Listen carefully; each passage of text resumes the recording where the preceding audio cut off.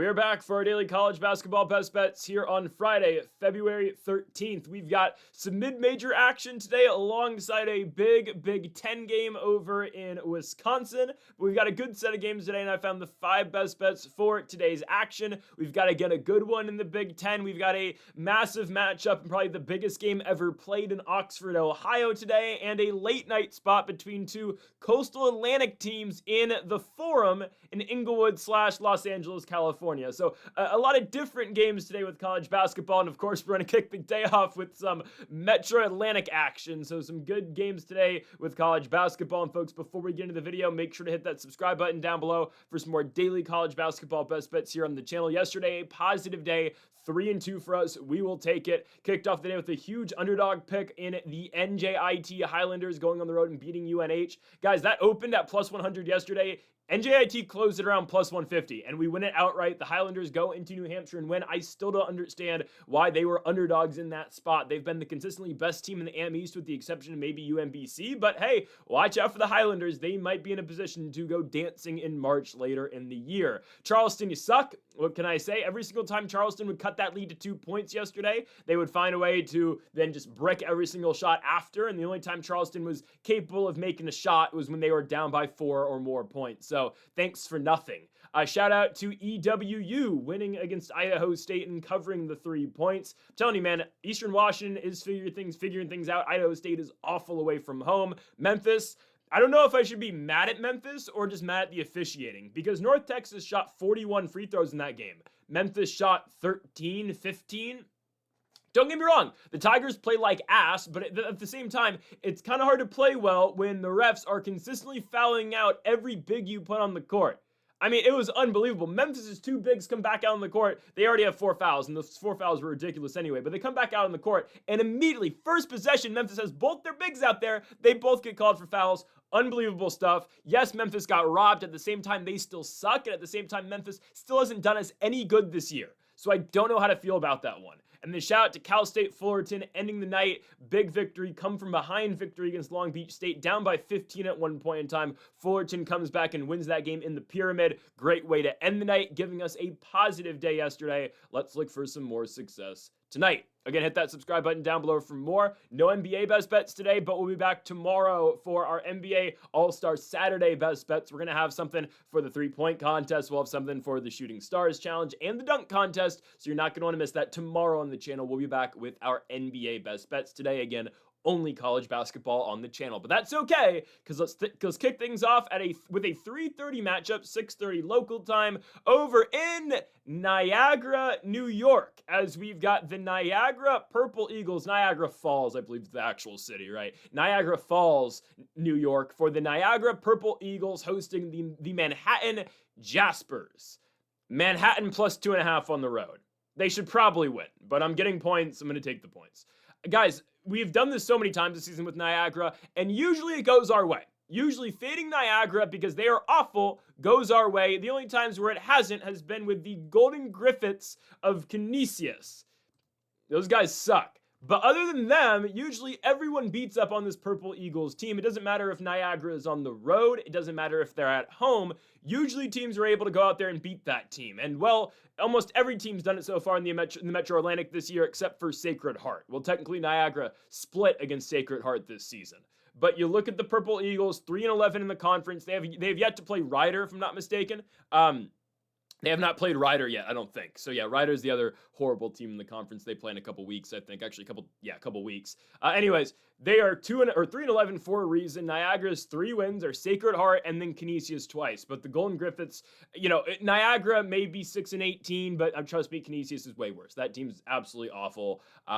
We picked the Golden Griffiths twice all year long, and it was in 2 spots against Niagara. It didn't work either time. Anyways, Niagara has only wins over them, and then Sacred Heart, they beat at home by 3 points. But that Sacred Heart victory came a long time ago. That was back in January 2nd to be exact, and Sacred Heart has been a little bit better since, but obviously that's still not a team that's, a powerhouse by any stretch of the imagination. And I will say the Purple Eagles are coming off a competitive loss on the road at Quinnipiac. Lost only by 1 point, but still nonetheless, it is an L. Game prior to that, their victory over Canisius. The one on the road in Buffalo, they won 59-54. Then returning home to Niagara Falls, they won 65-56. Still, though, it's a pretty bad scoring team. I mean, just because they beat Canisius twice and just because they put up 64 points and barely got by Sacred Heart at home doesn't mean anything to me. They are an awful scoring team, and it is a clash of styles the way I look at this game. But usually when I say clash of styles between a team that scores a lot of points, and today that will be Manhattan, versus a team that doesn't usually score a lot of points, we usually say, okay, well, it's a high-scoring offense versus a really good defense.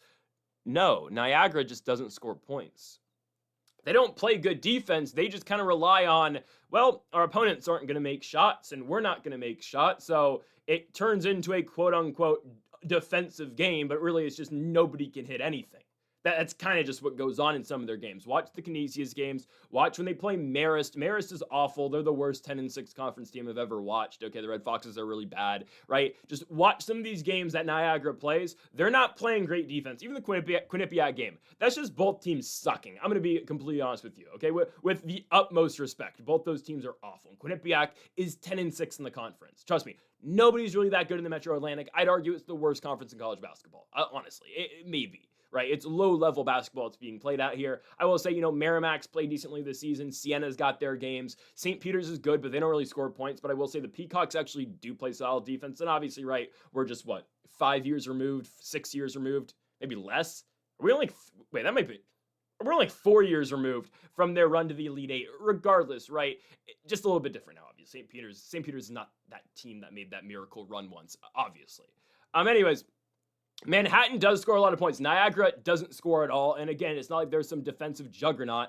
They just rely on teams to miss shots. And some teams we watch, trust me, we watch a lot of college basketball. We're watching games from, from coast to coast at the mid-major level. And some teams, legitimately, their defensive strategy is, okay, we just hope you're going to miss shots. And that's kind of just describing every team in the Big West, really. We just hope you're going to miss, so we're going to back off and let you shoot. But Niagara does that at the Metro Atlantic level, Metro Atlantic Conference, and they're a team that averages 62 points per game. You can't do that against Manhattan. Manhattan should pick this team apart. I believe they should. These two teams have met earlier in the season, and Manhattan won. The game was in Manhattan, New York, and the Jaspers won the game by 9. We had Manhattan -5.5 or -6.5. I don't remember what the exact number was, but I remember we had Manhattan in that game, and they easily covered the spread. I'm thinking more of the same here, just that they're underdogs now. So watching Manhattan quite a bit this year, I say it all the time, they're a super undersized team. There are two guards. They're technically both point guards, but they're both on the court at the same time, obviously. Devin Dinkins, Jaden Winston. I will always say this. They are way shorter than their height to actually describe. The Hawaii commentators kind of exposed them early in the season. Like, they are really not as tall as they are stated. They're really like 5'8" and 5'10". Regardless, those two dudes can hoop. They're not afraid to take contact. They're not afraid to put their head down and drive. I don't mind how they play. I like Dinkins and Winston. Both those guys can score. Manhattan has a little bit of trouble dealing with good bigs. Not like Niagara has that. I'm going to be honest. Like Niagara, they found ways to bitch Canisius down low. There's going to be no bitching of Manhattan, I don't think. I just think that's kind of a Canisius sucking problem. I'll just say that. But the Jaspers are going to get out. They're going to go in transition, or they're going to run in transition, and they're going to try to get quick buckets. I just don't think that's something Niagara can keep up with. We've already seen this matchup once, and it was a 9-point victory again for the Jaspers. Both Winston and Dinkins scored 16 points in that game. The Purple Eagles were led in scoring by Trenton Walters, who came off the bench in that game. He averages 7 points per night. He's coming off a 23-point cardio appearance where he scored 0 points in those 23 minutes just a couple days ago against against Quinnipiac, so not moved at all. I think this is an easy spot for Manhattan. I think it is. And on top of that, we are getting points. Not too concerned about this, daunted home court advantage the Purple Eagles get. The last time we did pick a game against Niagara, it was at Niagara, and they did get a solid 1,000 people to show up in the building, but I don't know. I didn't think the Golden Griffins actually played that poorly. They made their runs, and then obviously, Niagara did find a way to pull away in the end, but the Golden Griffins actually played a lot better, I thought, in the second matchup than the first one. The first one, they were at home and they were expected to win. This time, I think we had points. I believe we had points on the Golden Griffins, albeit I think we had 2. Still, I'm going to take Manhattan on the road. I think just stylistically, they match up pretty well with Niagara, a very low-scoring team. And as long as Manhattan just doesn't get stuck bricking everything, they should find a way to win this game. But again, we don't technically need them to win. We just need a competitive game where the Jaspers cover 2.5. So that's where we're going here. Manhattan plus 2.5 on the road in Niagara Falls, New York. Give me the Jaspers and their undersized guards to cover the spread, again being 2.5 points. On now to our second best bet of the video. We are staying now in the Metro Atlantic Conference, the MAC, I guess. It's, yeah, technically the MAC. It's not the MAC, but you get what I'm saying. Iona goes on the road to Buffalo, interstate matchup, even though not too close together, as Iona goes from New Rochelle, New York, over to Buffalo, New York, to take on the Canisius Golden Griffins. Yes, we are going back to a Canisius Golden Griffins game, but I have learned my lesson. We are never betting on this team ever again. They fired their coach. Nothing changed. They're just ass, okay? There's nothing else to say about them. I'm going to take Iona on the road to cover 5 points. I think they're much better than this Canisius team. I've watched Canisius at home this season. They don't have a home court advantage, even though I will say there are some people that go to games out there. At least the games I've watched. I haven't watched every Canisius games, but the few I have watched, people show up and, actually watch their team, I guess. Iona should blow this team out the water. I still don't understand how Canisius went to Manhattan earlier in the year and won. But again, I do know that was just a game where Manhattan couldn't score. And yes, Canisius they fed the ball down low. And their guy is Brian Jonga. He's their 6'9" forward / center out of Cameroon. He's solid. He averages 13 and 6. And recently he's been massive again for this Canisius squad. We talked about him in the Niagara game, how Niagara got bullied down low by Jonga. And he just put up 19 in the Quinnipiac game for the Golden Griffins a week ago. But besides him, there's not much else to be impressed about on this Canisius squad. They don't shoot the ball well. They don't play fast at all. And they are legitimately just like a carbon copy of Niagara. And I guess we can say because, the Purple Eagles won both their matchups, they are a worse version. They are a lesser version of the Niagara Purple Eagles, who we think are absolutely awful. And yes, Riders at the bottom of the barrel of the conference as well. I'd argue Riders better than Canisius too. Truly, this may be the worst team currently in college basketball. So all we're asking out of the Gales today is just win the game by 5 points. I know they're on the road, but there's not much of a home court advantage going on here. And the last home game the Golden Griffins played, again with their weird-ass logo, that's half eagle, half lion. It's just, I don't know.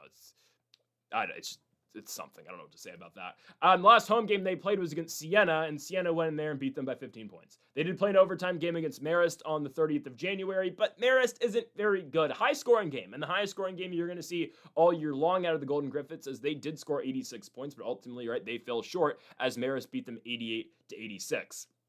I think Iona is going to be able to score points in this team. Canisius does have a lot of these low-scoring games. And again, that's just Metro Atlantic basketball. I'll be honest. That's what this conference does. A lot of teams in this conference, and no one's really all that great. I guess you can say the Merrimack Warriors are playing well this season. They are 13-2 in their conference, and I guess we'll see. I'll be honest with you, I'm not too excited for the Metro Atlantic tournament, but if you watched us last year, we're going to do it again this year. We will talk about every single tournament at the end of videos, despite if they're in the best bets or not. We will talk about every conference tournament, and I will pick every single game. Again, I'm not saying bet on all those, but we will go over all the conference tournaments, so we are obviously, fully up to date with all these teams as we go into not just the NCAA tournament, but the NIT and the CBI, and I guess the College Basketball Crown, too. Obviously, these teams won't be in the College Basketball Crown, but you get my point with that. I'm not too pumped for this conference tournament, because like the AM East, I just actually like the NEC. I just don't care. The AM East, I'm actually pumped for. Shout out to the Highlanders. NEC too, a little bit different.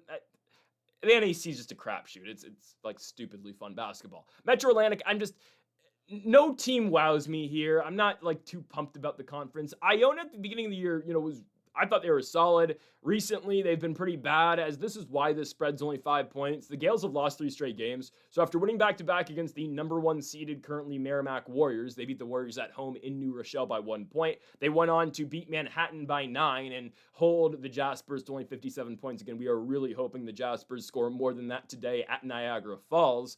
And then Iona, since that Manhattan win, though, has dropped 3 in a row. Losing at home to Fairfield by 1, going to Siena and losing by 7, and then most recently playing the Mount St. Mary's, and losing by 7 points. I'm telling you, Canisius is just a whole different team. They're just so awful. These two teams have met before. They did play New Rochelle, and Iona completely put belt to ass. It was a 74-48 victory for the Gales, and that goes exactly how you'd think it would go. Somewhat competitive first half. Iona is a second half team. They pull away completely, outscoring the Golden Griffins, 44-23 in the second half. Ended up winning it, obviously, by math, 26 points. Yes, 26 points. Yeah. Not a competitive game in the second half. I truly just don't think Canisius can keep up with this team. Iona has a fair amount of really good scorers, honestly. I mean, CJ Anthony, Toby Harris, Lamin Sabali, Denver Anglin. There's guys. There's 4 players right there who average double digits, right? CJ Anthony's been the leading scorer for most of the season, averages 14 and a half. This is his senior year, played 3 years over with the Cincinnati Bearcats, never really got any run. I mean, hell, averaged basically 2 minutes per game through his first 3 seasons with the Bearcats, and now he's finally getting to be just a starter, an actual player for a team here at Iona. Toby Harris averaging 12. Sabali has been pretty good this season, just put up a 20-point game against the Mount. He's up and down, I will say, but Lamin Sabali has been good all season long. UTSA player, former Incarnate Word player as well, now again with the Gales. And Denver Anglin recently has been very good for this team too. Another guard on this team has started the entire year, but it's kind of just felt like he's been the other guard with CJ Anthony for most of the year, but Anglin averaging 10 points per game now. Former Georgetown Hoya, played at Rice for a season. Now his junior year here with Iona. We'll see where he moves next season. Obviously, that's just the state of college basketball. In the state of college sports, you don't expect a guy to stay anywhere for more than a season. Golden Griffins, I will say the one player I'm impressed with, we talked about him earlier, it's their big, Brian Jonga. Other than that, I'm not wowed by anybody else. Khalil Singleton, does average 13 points per game, but again, very often on player. I've watched games where Singleton is legitimately just non-existent. That last Niagara game, Singleton played 39 minutes and scored 3 points. He did not play their last game against Quinnipiac. Again, I say this all the time. I have no idea if he's playing or not. We just won't have an idea if he's playing because, college basketball injuries, especially at this level, being in the Metro Atlantic, we aren't going to know if a guy like Khalil Singleton's going to play because, who's reporting on Canisius Golden Griffins basketball? Let's just be honest. But he played 39 minutes. He played 39 minutes against Niagara, was ruled out due to a lower body injury in that game against Quinnipiac. Nothing further from that. You search his name up on Twitter. That's the last thing that comes up about Khalil Singleton is that he was out their last game against Quinnipiac. So we shall see. I expect him probably to play. It didn't seem like anything too serious. At least that's how Canisius made it sound. Who knows? Regardless, I'm going to go with the Iona Gales to win and cover. I think this should be domination. They won the first matchup by 20-plus points. They should probably win this one by double digits. Give me the Iona Gales on the road to put belt to ass to the Canisius Golden Griffins. On to our third best bet of the video. We move now to the Big Ten. By far the biggest game of the day. There's another big matchup coming up in just a few moments. Don't you worry. Of course, the biggest game ever in Oxford, Ohio history. But still, first, we have the Michigan State Spartans going on the road over to Madison, Wisconsin to take on the Wisconsin Badgers. Massive matchup, Friday night, primetime Fox spot. Obviously, great basketball here. I'm taking Michigan State. I've gone back and forth a little bit, but I've been pretty set on Michigan State, honestly, for a little bit, for a while too, though. I just completely contradicted myself. After Michigan State played Illinois, I kind of looked at their schedule ahead and I was like, I don't think they're going to beat Wisconsin, just because of the way Wisconsin obviously played Indiana and the fact that they beat Illinois in their last game. But now I'm thinking, man, what are the odds Wisconsin wins back-to-back against Illinois and Michigan State? No one gave him a shot to go to Urbana-Champaign and beat the Fighting Illini. And I'll be honest, I was shocked. I still think Illinois is going to win the entire thing, which, maybe another loss out of Illinois will make me, feel a different way about that. But I still think the Fighting Illini are in a really good spot. They do play the Hoosiers over the weekend, or that's on Sunday. I think they play Indiana. Yeah, play Indiana on Sunday. Obviously I want the Hoosiers to win. I don't think they're going to win over in Illinois, but regardless, right? I still believe the Fighting Illini are in a great spot. They've lost 3 games in the Big Ten. One was a last-second loss to Nebraska, and the other 2 were overtime games against Michigan State and Wisconsin, and they're a rebound away in both those games from winning. So I am not too concerned. Okay, I think the Fighting Illini probably win out. I think, yes, they are going to beat Michigan at home in late February, so we'll get to that when we get there.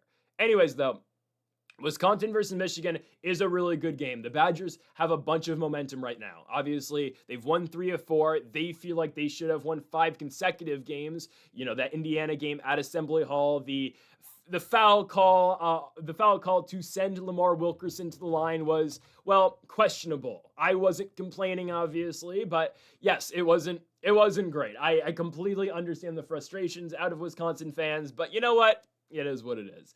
Likely both Indiana and Wisconsin are making the tournament. Wisconsin currently seeded to be a 9 seed, as they would be projected currently to play North Carolina State. Indiana, if it matters, if you care, are slated to play Villanova right now. Ooh, really?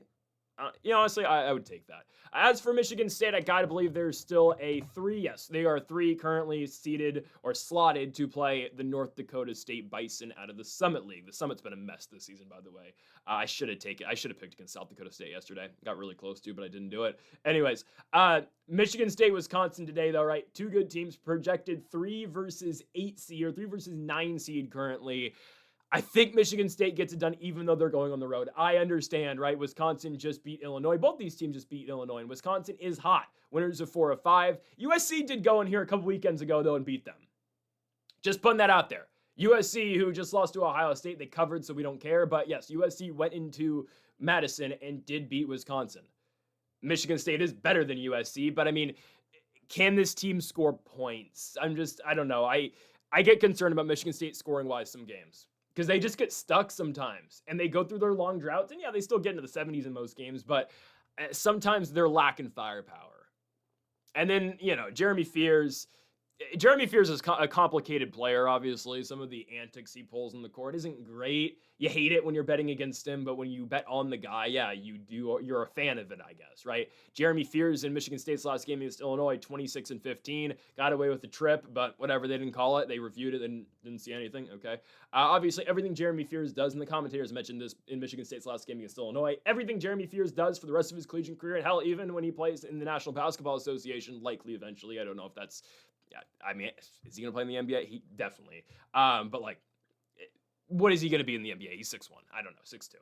He'll be a bench player if that. Regardless, Jeremy Fears' entire career is going to be under a microscope, obviously, because of what he's done already and what he's, what he did at Minnesota was absurd. And regardless, right? He's like a Draymond Green kind of. Regardless, obviously, Draymond Green's all-time great player. But that's besides the point. Hey, they both went to Michigan State. There you go. Anyways, Jeremy Fears, right, is a very good player. I'm not going to deny that. Jeremy Fears, again, with 26 and 15 against Illinois. He's a great passer. He's a great playmaker, leads all college basketball currently in assists, and he can score too. Jackson Kohler has been up and down at times this season, but is currently averaging 13 and 9. Cohen Carr, obviously the most athletic player in college basketball. Some of the finishes that guy has, especially, the lob catches he catches, my goodness. Tang hits that big 3 against the Fighting Illini. Misses the first one. They get the rebound, kick it back out. Obviously, Tang's entire role for Michigan State is to primarily just sit in the corner and wait for shots. But, the minutes he plays, he does have an impact. You have to watch the corner every single time he's out there. I like the Spartans enough here. I know they're going into enemy territory. I get it. They're going on the road. And I know their last game at Minnesota did not go the right way. I think they find a victory here. They struggled at Rutgers. I know they went out west and beat Oregon and beat Washington. A little bit different. Those environments are nowhere near as tough as Wisconsin's going to be. I get it. Their other, traditional Big Ten road game was Penn State, and they only won by 4. I do think they are just better than Wisconsin. The best scorer on the court's probably going to be Nick Boyd and John Blackwell. Blackwell recently has been doing a lot of great scoring for this team, more than Boyd. Actually, they both probably doing the same amount. I don't know. Blackwell, to me, when I watched the Indiana game, I was more impressed with Blackwell, even though I think they both scored the same amount of points. Even though Blackwell is missing a lot of threes. And they're both good players, right? Boyd averaging 20, Blackwell averaging 19. Blackwell in his junior season, Boyd, I believe, a senior, right? Yeah, Boyd's a senior, played 3 years at FAU now, or won at SDSU last year, and now with Wisconsin. Blackwell, obviously, all 3 seasons have been with the Badgers. They're both good players. Nolan Winter's been a really good big for this team, so we'll watch. I obviously have to watch him versus Kohler. Actually, it's not going to be Kohler. It's going to be Kohler and Cooper, I assume, obviously, because Winter, technically a forward, pretty much just a 5 for this team. Put up 26 against the Hoosiers. He was really good, right? There's good players in Wisconsin, don't get me wrong. I think Michigan State has too much talent for them, and I think if Michigan State can play physical defense, they can limit the scoring of both Blackwell and Boyd. I do believe they win. Again, should be a really good basketball game. I just think the better talent's going to prevail here, even though they are going on the road, and I think Michigan State does kind of, fight and battle some demons on the road, considering their last matchup in Minneapolis against the Golden Gophers. I think Michigan State gets one on the road here, and I think they win this game outright. -125 for the Spartans, beating the Badgers over in Madison. On now to our fourth best bet of the video. Yes, it is the biggest game in the history of Oxford, Ohio, and it has to be the biggest game in the history of Miami of Ohio basketball. I'll be honest with you, I'm not a Miami of Ohio basketball purist, so if they went on some run in the 1960s that I don't know about, I apologize, okay? I'll try to figure that out right now if I can, but I don't think they've ever been something crazy. They made it to the Sweet 16 in 1999. I apologize, but still, I mean, where they beat number 2 Utah in 1999 as a 10 seed, but that's neither here or there. The Miami of Ohio Redhawks are the only undefeated college basketball team in the country, and that's insane. But it's the truth. Obviously, Arizona losing just a couple days ago, I guess a few days ago, to the Kansas Jayhawks without Darren Peterson. Miami of Ohio is now the only undefeated team left in the country. They are 24-0, and it's looking like they're going to finish undefeated. You know, I talked about this over the weekend, and we had Miami of Ohio to beat Marshall. I said, okay, I just don't think Marshall's ready for this. And Miami of Ohio, in every game they played, obviously they've won, but especially in the games where they're somewhat even money, they blow you out. They get off to the hottest start imaginable, and they're just danger. And that's when they're at their best, honestly, is when they're on the road. And their coaching staff has said that too. They feel like they play better on the road because they have something to prove. And well, I hope we get good odds on them on Tuesday when they go to UMass, even though I don't think we're going to get good odds and probably won't even play that game at all. But my point with all this being is, right, Miami of Ohio has dealt with adversity all year long, and in big time matchups, they show up. They are 24-0, and I would be shocked at this point if they don't finish the regular season 32-0. That's the truth. I mean, that is the absolute truth. Or sorry, 31-0. 31, right? 31-0, excuse me. I'd be shocked if they don't finish 31-0. I know. I wouldn't be. Hey, look at the remaining games. Ohio tonight, I'll get into the spread in a second. UMass on the road is their last tough game. Like it or not, that is the truth. UMass gave them a fight in their last matchup. Miami of Ohio prevailed. That's the only tough game remaining. Bowling Green at home, easy victory. EMU on the road. I know they've struggled on the road some, but Eastern Michigan's not going to be that team. They struggle on the road against teams they're supposed to beat. That's the truth. Against teams that they're supposed to be even money with, they blow them out. It's weird. Toledo, Bowling Green, Kent State was close, but you get my point with that, right? EMU should be fine. WMU should be fine. Toledo at home, going to be a tough one, but Toledo's been very off and on recently. I don't know. The Rockets are going in the shitter currently. So there's that. And then the last matchup of the year at Ohio, not too concerned. So Miami of Ohio honestly should finish 31-0, which is crazy. And yet I'm still seeing, I saw CBS talking about it today, that they believe that if Miami, Ohio goes undefeated, they still don't think they're going to be an at-large bid in the tournament. I mean, what are we doing? Because here's the thing. I'm trying to remember. Is the max an 8-team tournament, right? Yes. Okay, the max an 8-team tournament. 8-team tournament, it's in Cleveland. So basically, Miami, Ohio is going to be 33-0. That's what I believe. They're going to be 33-0. Again, I don't want to get too far into this, but I do think it's a little bit important to talk about it. Essentially, there's 3 good teams in the MAC. I think Toledo's been good.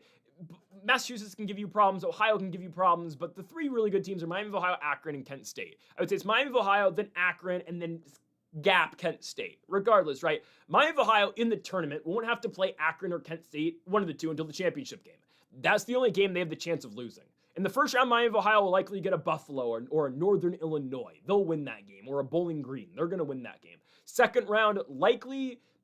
probably Ohio is my guess. Ohio or Toledo. But Toledo's played like crap recently. My guess is going to be Ohio. So they'll win those games. They'll beat, for example, Northern Illinois, and they'll beat Ohio. And then that championship game is going to roll around. The Redhawks are going to be 33-0 going into a championship game where they're likely going to be playing a really good Akron Zips team.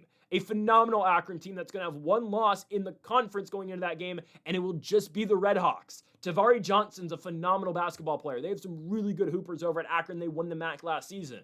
It's going to come down to that. Miami of Ohio is going to be 33-0, and they'll be favored, but there's a chance Akron could beat them 100%, because that's just how good the Zips are. I know they just lost at Troy, but that's technically not a conference game, so who cares, right? And Troy's honestly one of the better teams in the Sun Belt. So there's a chance Miami of Ohio loses that. They're 33-1, and I have a feeling they're not going to put them in the tournament. They're projected to be an 11 right now. How is this team not a 10 or a 9? I don't care their strength of schedule sucks. Nobody's beaten them, and nobody wanted to schedule them in the first place. This is absurd. I get it. Their best victory is Akron. Who cares? They beat everyone on their schedule. They're gonna be 33-1 at the very least, which is absurd. The fact that that's not a guarantee to get them in. And what, we have to watch the 14th best SEC team get into the tournament over Miami of Ohio? Come on. Hey, this is ridiculous. Miami of Ohio tonight, though, against Ohio. Again, I need to really emphasize what this game means. Miami of Ohio is on ESPN tonight. Not ESPN2, not ESPN The Ocho, not ESPN News, ESPNU. No. They're on ESPN. Channel 38. I don't know if it's still Channel 38. I haven't been on cable in years. But, right, like, that's how I grew up with it. Channel 38, ESPN. They're on the ESPN tonight.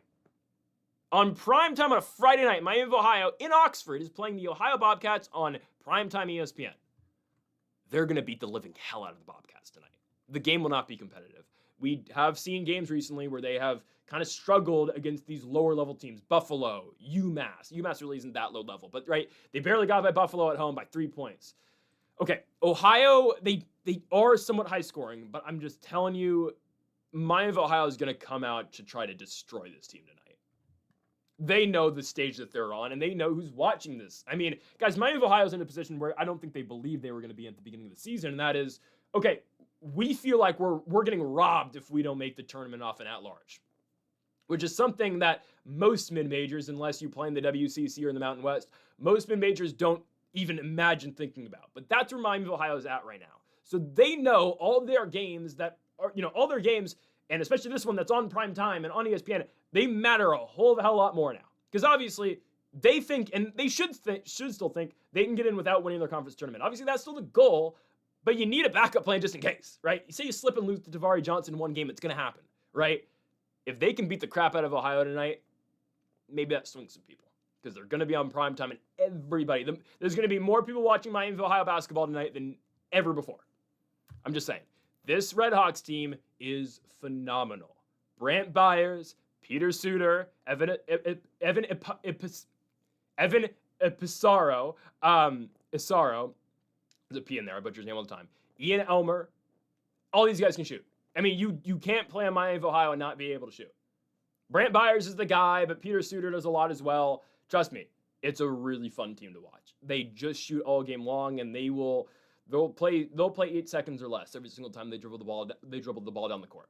They are fun, trust me, and they all shoot well. They're hanging 100 on Ohio, and I don't think Ohio's scoring 90. That's legitimately what I believe in this spot. This is a statement-making game for the Redhawks here, and I think they do exactly that. Give me Miami of Ohio. You know what? We're gonna ditch the Ohio because they're just Miami now. We're taking Miami to cover 9.5 points at home to beat the Ohio Bobcats. Ohio's got some players. Jackson Pavelski is averaging 16.5. Eden Holloway's been a guy there for a while, or he's been a notable guy out of Ohio for a minute now. Played there for 4 seasons. He's solid. I will say that. There's nobody beating this Redhawks team right now in the MAC. I get it. They always have a target on their back now in their conference, but they're at home on ESPN. They're not losing. Miami of Ohio at home. Miami at home. Minus 9.5 against the Ohio Bobcats. On to our final best bet of the video. We end the night in the CAA. With an 8 o'clock start time on ESPN2, the Hampton Pirates and the North Carolina A&T Aggies are playing on ESPN2. It is the NBA HBCU Classic. I believe there's only one game, right? I believe this is the only game that's being played with the HBCU Classic, I think. But we have North Carolina A&T and Hampton, both CAA teams, one team from Virginia, one team from North Carolina, as they will be meeting in the fabulous Forum over in Inglewood, Los Angeles, California, whatever it is. I'm pretty sure it's Inglewood, but regardless, they're playing in the Forum, NC A&T and Hampton. I'm taking the Aggies plus 3.5. It's a weird spot, guys. It's a weird game, and the way both these teams play, I don't mind it at all for the Aggies. I know Hampton's won back-to-back games, but they've won back-to-back really competitive games at home. Trust me, I think you can throw a lot out in terms of how both teams have played prior to this game because it's just a weird matchup. You're playing, I mean, again, it's a North Carolina team and a Virginia team playing in Southern California during All-Star Weekend, right? They're playing, I believe they play right after the Celebrity Game, I think. I could be wrong with this, but I believe they play right after the Celebrity Game. Maybe, is the Celebrity Game at Intuit? It might be at Intuit. Where Shams Charania is going to try to play basketball tonight.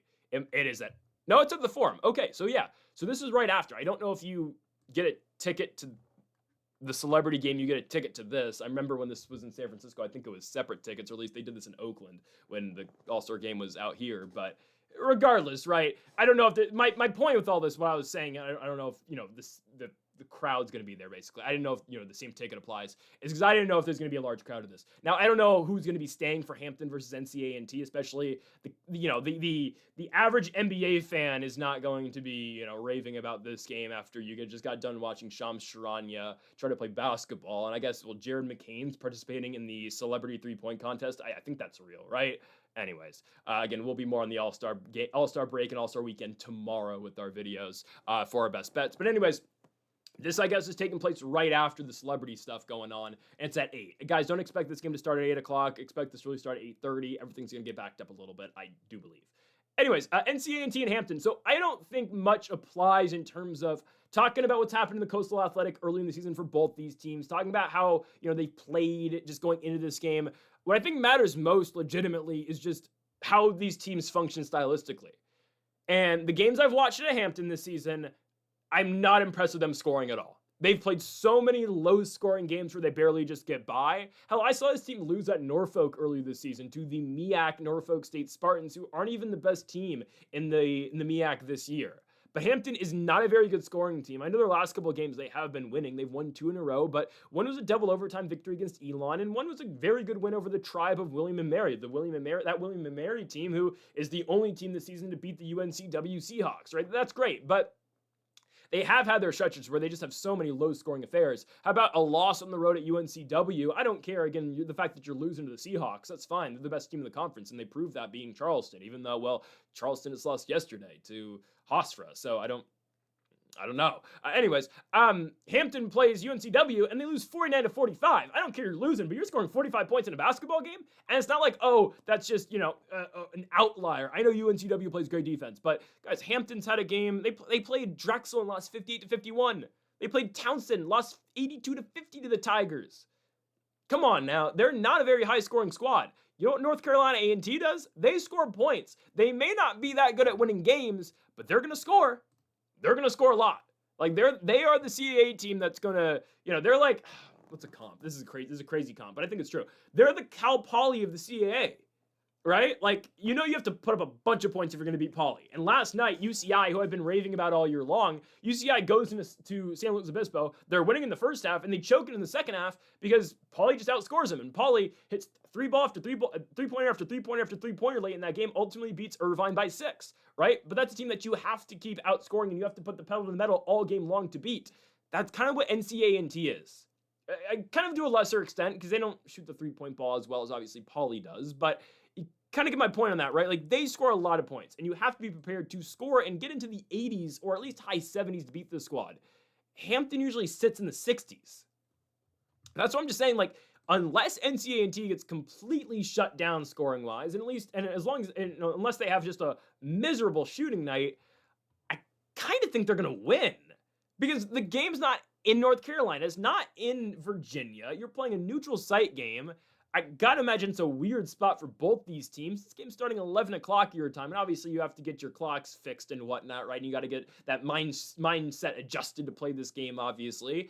And obviously your sleep schedule and whatnot. I'm sure these teams have been out here for a little bit at this point because both their last games, if I'm not mistaken, was on Saturday. Yeah, both these teams last played on Saturday, so I'm sure they've been in SoCal for a little bit at this point. But I mean, got to be a little weird.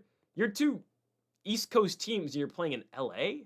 And obviously, this just travels with the All-Star game. Hell, if the All-Star game was in, Charlotte, North Carolina this year, then obviously this game would be at the Spectrum Center. But that's just how it works, right? Like, they're just, NBA does the HBCU Classic every year. I don't remember off the top of my head who it was last year, but hell, this year, again, it is Hampton and NC A&T. You have to be prepared to score a lot of points against the Aggies. And that's where I think they're going to get Hampton. Again, as long as they, unless they completely just get shut down and they can't score at all, or they have a miserable shooting night, I think they might beat Hampton outright. Hampton just doesn't score points. Yeah, they're better defensively, but they don't score. They don't score at all. I don't know. I'm going NC A&T here. The Aggies led by Lewis Walker. He's averaging 19 points per game. He's had a recent stretch where he's been phenomenal. We talked about the Townsend Tigers being a great defensive team. Yeah, Lewis Walker scored 33 points on them. He averages 19 per game, but their true freshman out of Winston-Salem, North Carolina, has been great this year. Trent Middleton has been pretty solid. I believe he got injured in the Fighting Camels game, so that's not great. They've also been dealing with the Lauren Walker injury all year long, but I mean, they've got other players like Dwayne Pierce is probably going to fill in. I know he's dealt with injuries this year as well, but he just returned, if I'm not mistaken, so we should be fine there. Hampton, led by Michael Ely and Gaines Wyatt. Ely has been hurt, though, since the UNCW game. He had a 43-point game against Campbell early in the season, but he got hurt against UNCW. And then Gaines Wyatt is their guy. He averages 12 points. He is their point guard out of New York, played 2 years at Alcorn now with the Hampton Pirates. We'll see. Again, it's just like I think stylistically speaking, NCAA&T does get this team. I think so. Like as long as they push a pace, and guys, think about this too. It's in it's kind of an NBA style, not NBA style game, but it's an NBA hosted game. They're going to want points. Don't know who's going to be officiating this game. I'm sure it's not going to be CAA refs. They're going to be going cross country to do this game. I think the scoring is going to be a little bit, on the up and ups in the spot. And I do believe if that being the case, NCAA&T is in a very favorable spot here to the point where I do believe I think they're going to cover 3.5. I think there's a pretty good chance they win the game outright as well. Again, just play the points, but there's a chance we see a straight up Aggies victory in Los Angeles as well. Regardless, give me the Aggies to close the night at plus 3.5. And folks, thank y'all for watching our college basketball best bets on February 13th. If you have not yet, though, make sure to hit that subscribe button down below for more. Make sure to leave a like if you did enjoy the video. Make sure to comment if you did agree with any of the picks. We'll be back tomorrow for more daily college basketball best bets and our All-Star weekend best bets, at least just for Saturday tomorrow, and then obviously the All-Star game itself on Sunday. Folks, thank y'all for watching. Make sure to hit that subscribe button down below for more. And Mamba, forever.